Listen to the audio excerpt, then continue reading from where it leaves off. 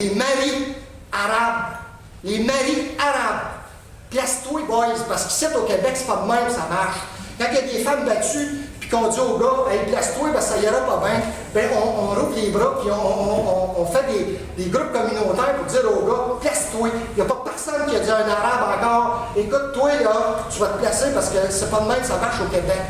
Bon, moi je pense qu'il faut avoir une lecture, en parlant de Pascal, mais Pascal, là, il n'arrivera jamais avec son gilet du Parti québécois dans ta classe, puis il n'arrivera jamais avec son t-shirt que Dieu, admettons, c'est un trou de cul, parce qu'il va se faire ramener par son boss. Il faut arrêter d'être angélique. Je pense qu'il n'y a pas un gros problème. Il n'y a pas un gros problème actuellement. Là. Puis moi, je pense qu'il faut que ça se fasse dans le dialogue. Puis on a toujours fait ça comme ça au Québec.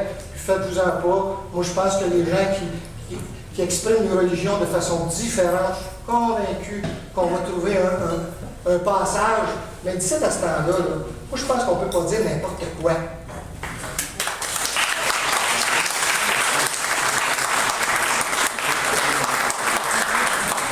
Oui, juste un petit. Je pense pas qu'on a trouvé la majorité encore dans ce débat-là. C'est un débat qui nous divise. Ce que je voulais dire, c'est aussi par rapport à la diversité. Tantôt, il y a quelqu'un qui soulevait ça. Je pense que dans la diversité, on peut aussi trouver des ressemblances entre les gens. Puis, je pense qu'il y a des. Puis là, je vais un peu parler du féminisme parce qu'en fait, il y a une féministe tantôt qui m'a vraiment ramassée parce que je sais que pour certaines d'entre nous, c'est très difficile cette histoire du voile et puis de la religion.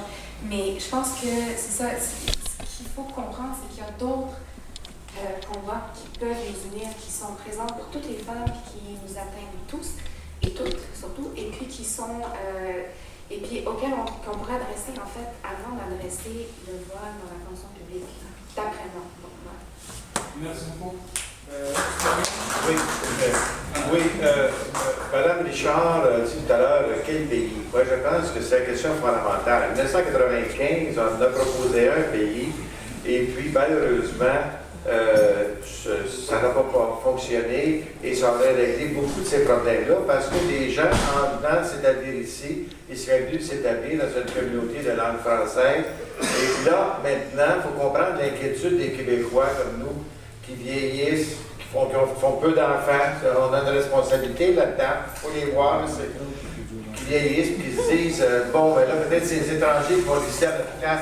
Et rappelons-nous qu'en 1995, si ça n'a pas passé, ben c'est les Québécois qui ont empêché que ça passe. Ces gens chrétiens qui ont instrumentalisé les communautés culturelles pour finalement avoir des résultats antidémocratiques et nous freiner dans notre affirmation de nous-mêmes.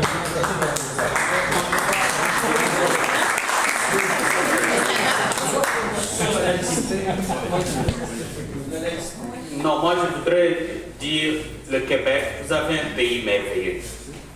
Vous avez réussi, et vous le répétez, à faire un travail énorme. J'espère vraiment que vous allez préserver cela. Et je vous le dis parce que moi je viens d'un pays, monsieur a parlé du Congo. Au Congo, il n'y a pas de problème de signes religieux, mais l'équilibre sociétal a été perdu. Et ça, le Québec, là encore, faites vraiment attention pour que ça ne plonge pas d'un côté comme de l'autre. C'est le but de l'exercice.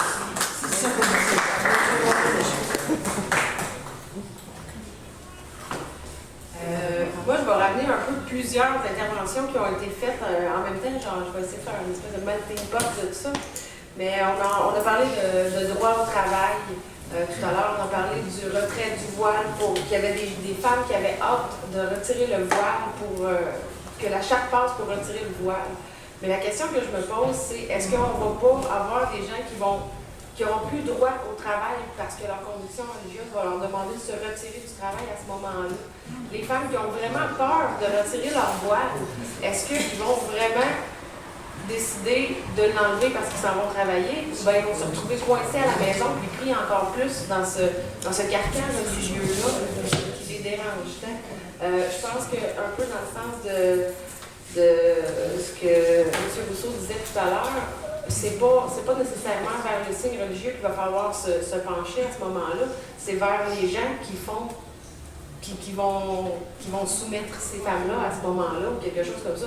C'est quelque chose qui ne s'accepte pas au Québec, puis comme nous autres, on a l'égalité, on a eu la chance d'avoir ça. Puis je pense que si on ne fait qu'appliquer la Charte des droits et libertés qui est déjà en place, ben on n'a pas tant besoin de la Charte, on a juste besoin d'appliquer celle qui est déjà en place.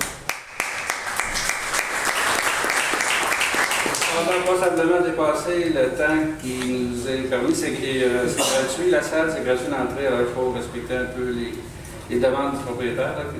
On termine. Alors, merci beaucoup à tous. Et bonne soirée.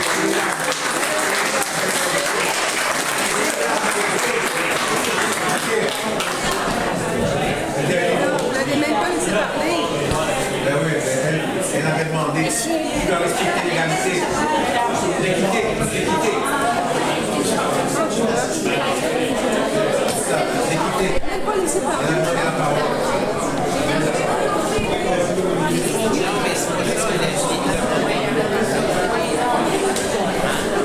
C'est qu'elles sont soumises. Elles sont présentées. Oui, il y a quelqu'un qui a pas parlé. C'est ça, le ça ne veut pas dire. Parce qu'on vient souvent, on dit souvent. Juste quelques mots pour vous remercier de votre présence, de la qualité du débat qui a eu lieu. C'est un débat qui n'est pas fini, qui est loin d'être clos. Cela étant, j'aimerais attirer votre attention sur quelque chose qui m'interpelle, ces manifestations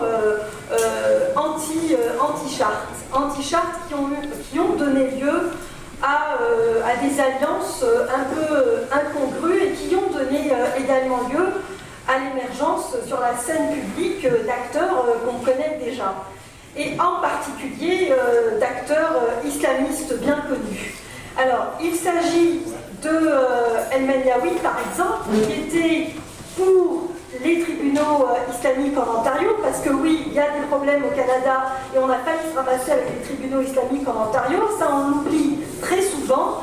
Et ce monsieur El Menyaoui, qui est à la tête du comité contre l'islamophobie et qui est aussi à la tête de ce lobby-là anti-charte, il a également eu cette idée géniale d'implanter aussi les tribunaux islamiques au Québec. Donc oui, un danger, oui, certes, il y a des lobbies politico-religieux qui sont actifs dans notre société.